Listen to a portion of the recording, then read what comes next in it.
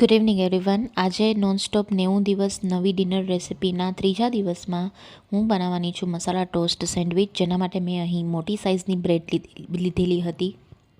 હવે બ્રેડમાં હું બટર અને ગ્રીન ચટણી અપ્લાય કરી દઈશ, જે આપણી કોથમરીની ચટણી આવે એ. તમે તમારી ચોઈસ મુજબ બ્રેડનું સિલેક્શન કરી શકો છો. બ્રાઉન હોય, ઘઉંની બ્રેડ હોય, મેંદાની હોય કે પછી મલ્ટીગ્રેન બ્રેડ હોય, ડિપેન્ડ્સ ઓન યોર ચોઈસ. ત્યારબાદ હું એમાં ઉપર પ્રોપર જે કહીએ ને કે પાથરી દઈશ આપણા બટેટાનું જે સ્ટફિંગ હોય એ.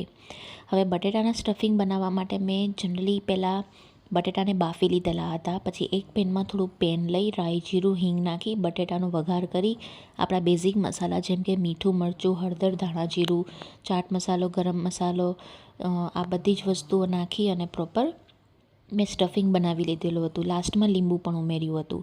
સો આ રીતે આપણી તૈયાર થઈ જશે મસાલા ટોસ્ટ સેન્ડવિચ. તમને ભાવે તો તમે ચીઝ પણ એડ કરી શકો છો. સો જરૂરથી કહેજો તમને આ રેસિપી કેવી લાગી.